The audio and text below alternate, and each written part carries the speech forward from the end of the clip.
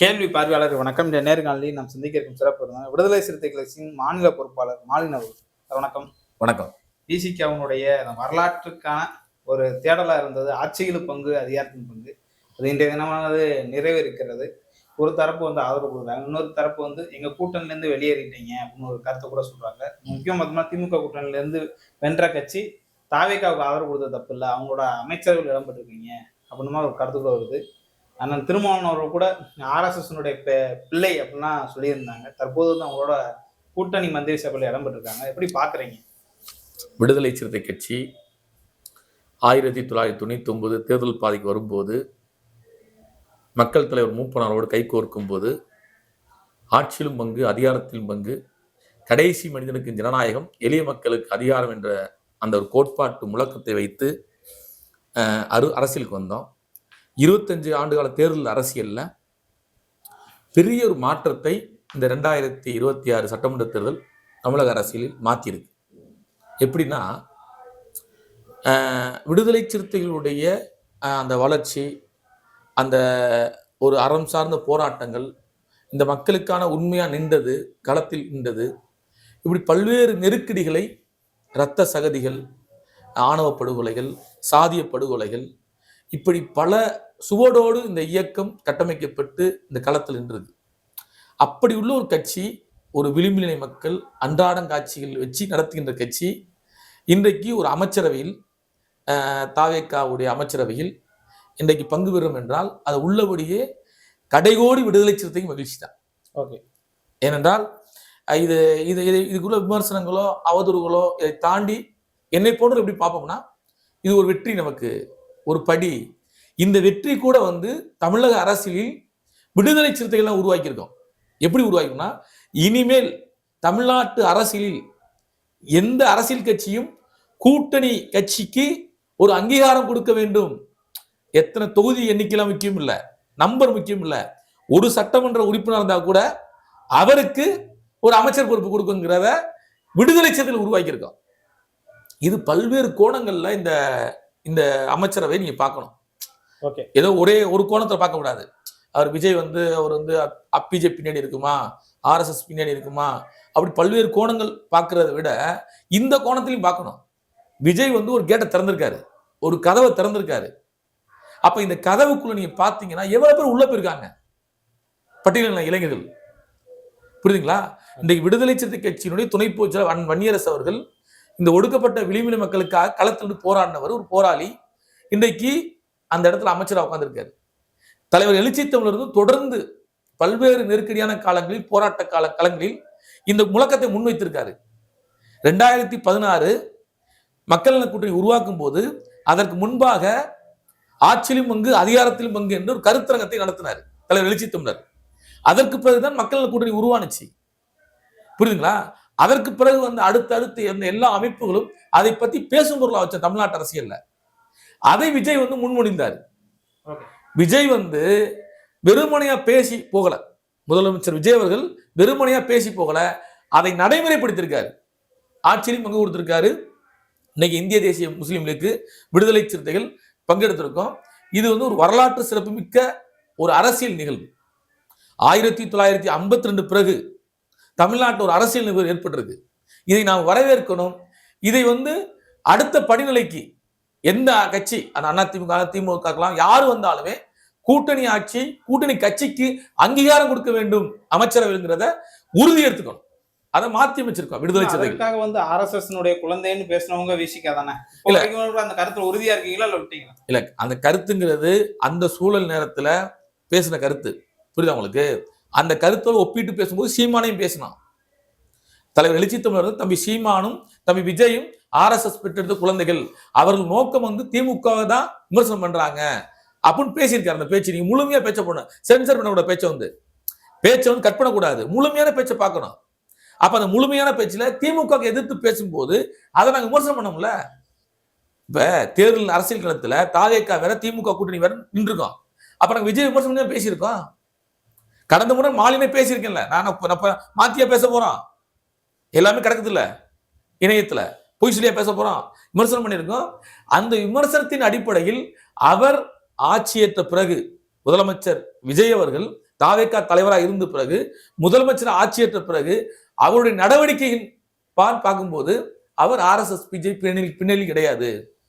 அவர் ஏதோ ஒரு தாக்கத்தை ஏற்படுத்த தமிழ்நாட்டில் அரசியல் பண்றாரு. எல்லா கட்சிக்குள்ளேயும் RSS இருப்பாங்க, பிஜேபி இருப்பாங்க, அதை மறுக்க முடியாதுங்க.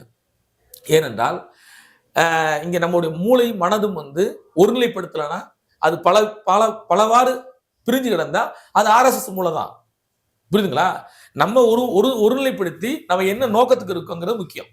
விடுதலை சிறுத்தை இயக்கம் விளிம்பு நிலை மக்களை அரசியல்படுத்த வேண்டும், அதிகாரம் இல்லாத சமூகத்தை அதிகாரமயப்படுத்தணும். புரியுதுங்களா?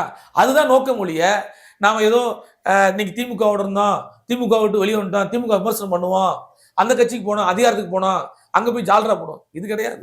நம்ம நோக்கம் என்பது ஒரு இலக்கு. அந்த இலக்கை விடுதலை சிறுத்தைகள் மெல்ல மெல்ல படிநிலையா போய்கிட்டு இருக்கோம்.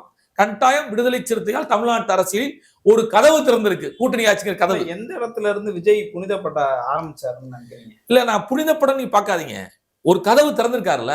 அமைச்சரவை கொடுக்கலன்னா அப்ப அவர் RSS காரர் தான் நீங்க கொண்டு போயிருப்பீங்க. எங்க அமைச்சரவை முன்னாடியே ஒரு தரஞ்சினார்லங்க, ஆட்சியிலும் அதிகாரத்திலும் முன்னாடியே பேசினார்ல, பல மேடைகளை பேசியிருக்காருல விஜய். எங்களை கூப்பிட்டாங்க கூட்டணிக்கு, 40 சீட்டு தரோம், 30 சீட்டு தரோம் வாங்கன்னு கூப்பிட்டாங்கல்ல. அதெல்லாம் பேசுனது தானே. நாங்க ஏன் போகல, ஏன் திமுக கூட்டணிக்குள்ள இருந்தோம்? ஏனென்றால் இப்படி ஒரு மாற்றத்தை விஜய் பண்ணுவாராங்கிறத யாரும் நம்பலையே. நீங்கள் நம்பல, நான் நம்பல, மக்கள் நம்பலையே. புரியுதுங்களா? ஒரு பெரிய மாற்றத்தை உண்டு பண்ணினால் இவ்வளவு பெரிய மக்கள் 1,36,00,000 பேர் மக்கள் ஓட்டு போட்டிருக்காங்க, முதலமைச்சர் ஆக்கியிருக்காங்க அவரை. அப்புறம் அதை அங்கீகரியா என்ன செய்ய முடியும்? புரியுதுங்களா? அவர் உங்களுக்கு முதலமைச்சர், எனக்கு முதலமைச்சர் அவர் தான், விஜய் அவர்கள் தான். அப்ப அதை போய் ஏத்துக்குதான் ஆகணும். புரியுதுங்களா? அதெல்லாம் அரசியல் நிலைப்பாடு வேறு, ஒரு அதிகார மையமாக்குதல் புதுமை வர்றது வேறு. இப்ப விஜய் அவர்கள் ஒரு அதிகார மையத்தை புதுமையாக்கியிருக்காரு. ஆதி திராவிட நலத்துறை, பழங்குடியினர் நலத்துறை இருந்த அந்த அமைச்சகத்தை இன்னைக்கு சமூக நீதி அமைச்சகம் மாத்திருக்காருல. இது வரையறுக்கு தானே, ஒரு சாதி குறியீடு எடுத்திருக்காருல. அப்ப இதெல்லாம் புதுசா எதெல்லாம் செய்யறாங்களோ அவங்க வரவேற்கணும், அதை பாராட்டணும். நமக்கு எல்லாரும் வழி விமர்சனம் இருக்கு. இன்னைக்கு நீங்க பாத்தீங்கன்னா ராசா ஒரு ட்வீட் போட்டிருக்காரு. அந்த ட்வீட் போட்டு எவ்வளவு பெரிய ஒரு இழிவு. ஒரு படிச்சவர், ஒரு வழக்கறிஞர், பட்டம் பெற்றவர், ஒரு திராவிட அரசியலை பாரம்பரியம் பேசினவர், தலைவர் கலைஞரோட பயணிச்சவர், அவர் எழுத்து அந்த எழுத்து எவ்வளவு கேவலமான எழுத்து. அந்த எழுத்து அது பெண்ணை மையப்படுத்தி விடுதலை சிறுத்தை கொச்சப்படுத்துறாராம். பெண்ணை மையப்படுத்தி விடுதலை சிறுத்தை கொச்சப்படுத்துறாராம். இது எவ்வளவு பெரிய அவதூறு. இது ஆரோக்கியமான அரசியலா ராசா செய்யறது? இது அப்பட்டமான அரசியல் இல்லையா ராசாக்கு? இது திமுக கண்டிக்கணும்ல, திமுக தலைவர் கண்டிக்கணும்ல. அதே நேத்து மாலையில இரவுல RSS பாரதி என்ன பேசினாரு? போறவன் போட்டு இருக்க. அது என்ன வார்த்தை? நாங்க இல்லாத அமைச்சரவையில எவன் இருந்தான்னா எவன் இல்லைன்னா அது என்ன வார்த்தை? அப்ப உங்களுடைய கோபம் தோத்துட்டின்னு கோபப்படுறீங்க. அப்படி நினைக்க கூடாது. ஒரு திராவிட அரசியல், திராவிட கட்சி, இன்னொரு விளிம்பிலை மக்கள் ஒரு அதிகாரத்துக்கு போகுது, வாழ்த்தணும். அதே முதலமைச்சர் எழுதியிருக்காரு பேஸ்புக்ல, வாழ்த்திருக்காரு. யார? ஷாஜகானையும் வன்னியரசு அவர்களையும். 2 பேர் அமைச்சர் எடுத்திருக்காங்க. அவர் நம்மோடு இருந்தவர்கள், அவர் அங்க போயிருக்காங்க, வாழ்த்து இருக்காரு. இதுதான் பண்புங்க. முதலமைச்சருக்கு, முன்னாள் முதலமைச்சர் ஸ்டாலின் அவர்களுக்கு பண்பு அந்த கட்சிக்குள்ள இருக்க எவனும் கிடையாதுங்க. 2ஆம் கட்ட தலைவர்களுக்கு அவர் ஒரு பண்பு இருக்குங்க. அந்த பண்பு நீ பார்த்திருக்குங்க. புரியுதுங்களா? அப்ப அந்த பண்பு 2ஆம் கட்டத்தில் RSS பாரதியும் ராசாட்டி இல்ல. ராசா எதுக்கு இப்படி பேசுறாரு? யாருக்கு பேசுறாரு? விடுதலை சிறுத்தைகள் இவ்வளவு பண்பு கக்கணுமா அவரு? நீங்க ராசா நீலகிரி நாடாளுமன்ற தொகுதியில போட்டியிட்டு வெற்றி பெற்றிருக்காரு. அந்த தொகுதி என்ன தொகுதி? தனி தொகுதி. புரியுதுங்களா? நீலகிரி தொகுதி தனி தொகுதி. தனி தொகுதியில வெற்றி பெற்ற ராசா என்னைக்கு ஏதாவது புரட்சியாளர் அம்பேத்கர் சிலை மாலை போட்டிருப்பாரா? புரட்சியாளர் அம்பேத்கர் அவர்கள் வகுத்து கொடுத்த அரசியலும் சட்டத்தில் உருவாக்கப்பட்ட தனி தொகுதி. புரியுதுங்களா? தமிழ்நாட்டில் 7 தொகுதியில நீலகிரி ஒரு தொகுதி. அந்த தொகுதியில வெற்றி பெற்ற ராசா என்னைக்குனாச்சும் அம்பேத்கர் சிலை மாலை போட்டிருப்பாரா? அவர் பெரியார் தான் அதிகம் போட்டிருப்பாரு, அம்பேத்கர் பேசவே மாட்டாரு அதிகமா. பெரியார் 100 பேசினார்னா அம்பேத்கர் 5 தான் பேசுவார். புரியுதுங்களா? அப்ப உனக்கு பிழைப்பு கொடுத்ததுனால நீங்க பேசுற, உன்னை அங்கீகரிச்சனால அவங்கள தூக்கி பிடிச்சு பேசுற. எனக்கு அம்பேத்கர் போய் பேசியிருப்பியா? அம்பேத்கர் பத்தி எழுதியிருப்பியா? அம்பேத்கர் சிலை மாலை போட்டிருப்பியா? இதுவே ராசா செய்யற ஐயக்கத்தனம். புரியுதுங்களா? சட்டம், நீ படி சட்டம் இருக்குல்ல, அந்த சட்ட அமைப்பு உருவாக்குனது புரட்சி அம்பேத்கர் அவர்கள். அப்ப இதையெல்லாம் புரிந்து கொள்ளாத திமுக இரண்டாம் கட்ட தலைவர்கள் மிக கேவலமாக தரந்தாழ்ந்த பதிவுகளை ட்விட்டர்லையும் பேஸ்புக் எழுதுறாங்க. இது உண்மையிலே ஆரோக்கியமான அரசியல் கிடையாது. இந்த அரசியல் என்பதை முன்னாள் முதலமைச்சர் ஸ்டாலின் ஏற்றுக்க மாட்டாங்க. இதுல முக்கியமா பார்த்தோம்னா திருமாவளவன் இதற்கு முன்பாக பார்த்தோம்னா தீபாவளி ஆஃபர், பொங்கல் ஆஃபர் மாதிரி விஜய் அவர்கள் வந்து அமைச்சர் பதவி தரேன் ஆஃபர் அப்படின்ற மாதிரி பல்வேறு கருத்துக்களை வைக்கிறாரு அப்படின்னு ஒரு கருத்தை வச்சுட்டு இன்னைக்கு அதே அமைச்சரவையில இடம்பெறீங்கல்ல. அதான் நான் அப்பயே ஒன்று சொன்னேன்னா, ஒரு மாற்று அரசியல் பேசும்போது ஒரு நம்பிக்கை இல்லாததான எல்லாருக்கும் இருக்கும். யாரும் நம்பல, நம்பிக்கை பெறல, அவருடைய நடைமுறைப்படுத்துவார்னு யாரும் நம்பல. அவர் வராரு, வரும்போது முதலமைச்சர் ஆகிறாரு. முதலமைச்சரான அமைச்சரவை விரிவாக்கத்துல இந்த மாதிரி செயல் திட்டங்களை கொண்டு வரேன்னு சொல்றாரு. அப்ப விடுதலை சிறுத்தைகளுக்கும் இந்திய முஸ்லீம் லீக்குக்கும் நான் அமைச்சரோட இடம் தரேன் வாங்குங்கிறாரு. இடதுசாரிகளையும் வாங்க கூப்பிடுறாங்க. நீங்க ஆதரவு மட்டும் கொடுத்துட்டு வெளியே இருக்காதீங்க, நீங்க கூட்டணிக்குள்ள வாங்குங்கிறாங்க. அந்த அடிப்படையில விடுதலை சிறுத்தைகள் உள்ள போறோம். புரியுதுங்களா? இப்ப திராவிட முன்னேற்ற கழக கூட்டணி ஜெயிச்சுதான் போயிருப்போமா? ரெண்டாவது நீங்க நல்லா ஒன்று புரிஞ்சுக்கணும். தமிழக அரசியல்ல 108 சீட்டு எண்ணிக்கை நம்பர் வச்சிருக்காங்க தாவேகா. புரியுதுங்களா? அவங்க அந்த சூழலை அவங்க ஆதரிக்கலன்னா கவர்னர் ஆட்சிக்கு வரும். கவர்னர் ஆட்சி, குடியரசு ஆட்சி வந்த யாரை கையகப்படுத்துவாங்க? 6 மாசத்துக்கு யார் கட்டுப்பாட்டுல இருக்கும்? பாரதிய ஜனதா கட்டுப்பாட்டுல தமிழ்நாடு இருக்கும். புரியுதுங்களா? பாரதிய ஜனதா கட்டுப்பாட்டுல தமிழ்நாடு இருந்தா என்ன சூழலுக்கு ஆயிருக்கும்? இதை திமுக உணர்ந்தாங்க, திமுக தலைவர் உணர்ந்தாருங்க. திமுக தலைவர் இதை உணர்ந்தனாலதான் நீங்க அங்க போய் இருங்கன்னு சொன்னாருங்க. புரியுதுங்களா? நீங்க அப்படிப்பட்ட ஒரு அரசியல் சூழல், ஒரு பண்பு நடந்திருக்குங்க அரசியலுக்குள்ள. அதற்காக வெளியே இருந்து ஆதரவு கொடுக்கலாம். கம்யூனிஸ்ட் மாதிரி அமைச்சரவையில் இடம்பெற்றனா அப்ப கூட்டணி ஒத்துக்கிட்டு தானே இருக்கீங்கன்னு அர்த்தம். கூட்டணி ஒத்துக்கிட்டு தான் போகணும். நீங்க அமைச்சர் டிராவல் பண்ணி தானே ஆகணும். நீங்க அமைச்சர் பங்கெடுப்பு என்பது இந்த கதவை உடைக்கணும் விடுதலை சிறுத்தைகள். புரியுதுங்களா? 2026 சட்டமன்ற தேர்தலில் ஒரு புதிய கதவு திறக்குது. தமிழ்நாட்டு அரசியலில் இனி கூட்டணி ஆட்சி தான். எந்த கட்சி ஆட்சிக்கு வந்தாலும் வெறுமனே நம்பர் கூட்டணி போடுறோம்ல, எண்ணிக்கை கூட்டணி, அது கிடையாது. அமைச்சரவையில் பங்கு கொடுக்கணும் கூட்டணி அப்படின்ற ஒரு கதவை விடுதலை திறந்திருக்கும்ல. தலைவர் எழுச்சி தமிழ் திறந்து வச்சிருக்காருல. நீங்க நின்ன கட்சி தோத்துட்டாங்க, ஆனா இன்னொரு கட்சியில தான் நீங்க வாங்கியிருக்கீங்கன்னு ஒரு கருத்து வருது. அந்த கருத்து எல்லா சூழலும் மாறுங்கிறேன். நாளைக்கு திமுக வரலாம், திமுக 31 கூட வரலாம், தொங்கு சட்டமன்றம் உருவாகலாம், அங்க விடுதலை சிறுத்தை ஆதரிக்கலாம். அப்ப நீங்க அமைச்சர் பங்கெடுத்து ஆகணும். இந்த கதவை திறந்திருக்கிறாங்க. இது எங்களுக்கு மட்டும் கிடையாது, விடுதலை சிறுத்தைகள் மட்டும் கிடையாது. தமிழ்நாட்டில் அரசியல் கட்சி நடத்தும் அனைத்து அரசியல் கட்சிக்கான ஒரு கதவை விடுதலை சிறுத்தைகள் திறந்திருக்கும். தலைவர் எழுச்சி தமிழர் அதை உடைத்து திறந்திருக்காரு. நீங்க அதற்கு அடுத்தாலும் கம்யூனிஸ்ட் கட்சிகள் தான் எங்களுடைய முன்னோடி கட்சின்னு சொல்லக்கூடிய கட்சி தான் விடுதலை சிறுத்தைகள். அவங்க ஆட்சியில பங்கு கேட்கல, ஆனா விசிக அந்த பங்கை கேட்கறீங்கல்ல. ஒருவேளை பதவிக்காக திருமாவளவன் நாங்க விஜய் ஆதரிக்கிறான்னு ஒரு கருத்துக்குள்ள இருக்குது. அப்படிலாம் கிடையாது. நான் காலையில அண்ணன் மு வீரபாண்டியனிடம் தொலைபேசியில் பேசிட்டு இருந்தேன். புரியுதுங்களா? அண்ணன் வீரபாண்டி அவர்கள் மிக தெளிந்த அரசியலோடு விடுதலை சிறுத்தைகள் போன்ற விளிம்பு நிலை மக்களுக்கு போராடுகின்ற கட்சி அந்த கூட்டணியில அமைச்சர்ல பங்கெடுக்கணும் தாவேக்கால, இதை நானே வரவேற்கிறேன் அப்படின்னு சொன்னாரு. புரியுதுங்களா? அவங்க ஒரு தேசிய கட்சி, இடதுசாரி இயக்கங்கள். அவங்க ஒரு அமைச்சர் ஒருக்குள்ள போகணும்னா அவங்க தேசிய செயற்குழு கூடணும், மாநில செயற்குழு கூடணும், இப்படி பல்வேறு அவங்களுக்கு படிநிலை இருக்கு. விடுதலை சிறுத்தைகள் கட்சி அப்படி கிடையாது. தமிழ்நாட்டில் வளர்ந்து வரும் ஒரு ஒடுக்கப்பட்ட மக்களுக்காக பேசுகின்ற கட்சி, இன்னைக்கு தமிழ் தேசிய அரசியல் பேசுகின்ற கட்சி. அப்ப தலைவர் எழுச்சி தமிழ் எடுக்கின்ற முடிவை விடுதலை சிறுத்தை நிர்வாகம் கட்டுப்படுவான். புரியுதுங்களா? அந்த அடிப்படையில தான் ஒரு விளிம்பு மக்கள் போய் உள்ள நிக்கட்டுமே. புரியுதுங்களா? இன்னைக்கு தானே அதிகார நுகர்வு நோக்கி நகர்றான்.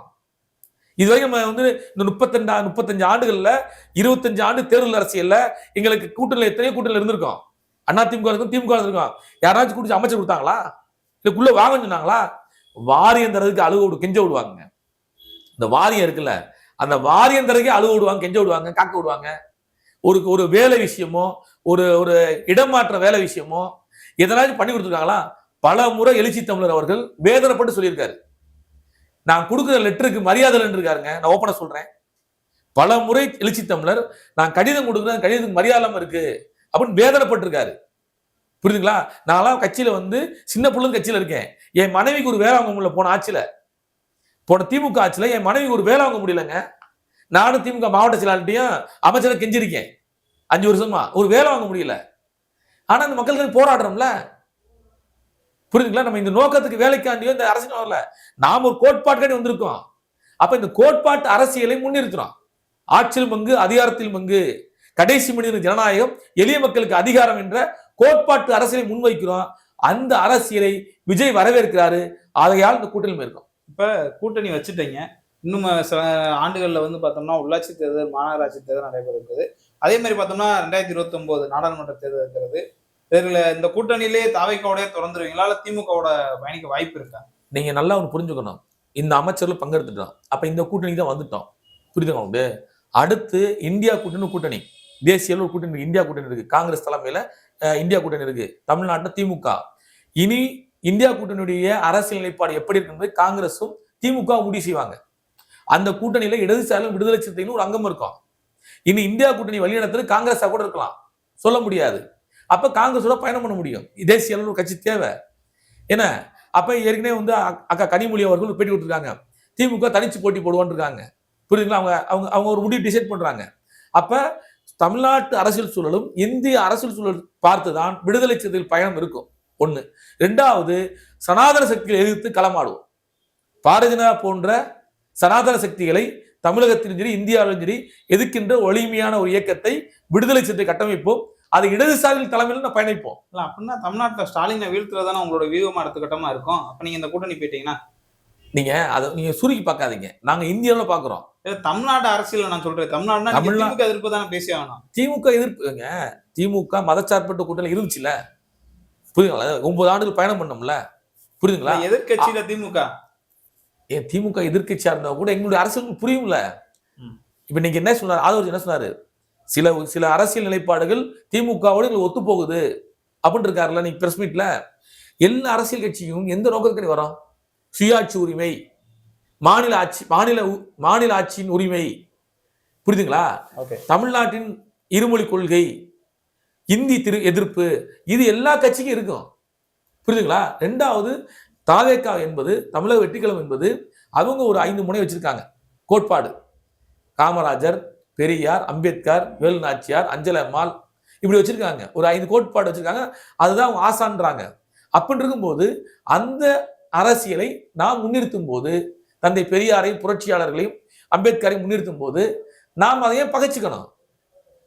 புரியுதுங்களா? அவர் சனாதன அரசியலுக்குள்ள போகும்போது நம்ம நின்று சொல்றோம், போகாதீங்கன்னு சொல்லுவோம். இது ஆபத்தான அரசியல் சொல்லுவோம். அதுதான் நம்ம அமைச்சர்களுக்கு போயிருக்கோம். ஓகே, இதுல இறுதியா இன்னொரு ஒரு கேள்வி என்னன்னா, அண்ணன் திருமாவளவன் அவர்கள் வந்து சிதம்பரம் அந்த எம்பி பதவியை வந்து ராஜினாமா பண்றாங்க. திருச்சி கிழக்குல வந்து போட்டியிட வாய்ப்பு இருக்குன்னு ஒரு கருத்து வருது. இது உண்மைத்தன்மை தானா இல்ல சும்மா வதந்தியா? விடுதலை சிறுத்தை கட்சி தாவேகாவுடன் பேச்சுவார்த்தை பேசும்போது தாவேகாவுடைய 2ஆம் கட்ட தலைவர்கள் திருச்சி கிழக்கில் நீங்கள் போட்டியிடுங்கள், உங்களுக்கு அந்த வாய்ப்பை நாங்கள் தலைவரிடத்தில் தாவேகா தலைவர் சொல்லி வாங்கி தரும் சொன்னாரு. தாவேகா தலைவரும் தலைவர் எழுச்சி தமிழிடம் உங்களுக்கான மரியாதையான உரிய இடத்தை நான் கொடுப்பேன், நீங்க நம்புங்க அப்படின்னு சொன்னாரு. அந்த அடிப்படையில திருச்சி கூட தலைவர் கிடைக்கலாம். ஒண்ணு. ரெண்டாவது, ஒரு நாடாளுமன்ற உறுப்பினர், 6 சட்டமன்றத்துக்கான ஒரு உறுப்பினர் நாடாளுமன்றம் இன்னும் 3 ஆண்டுகள் இருக்கு.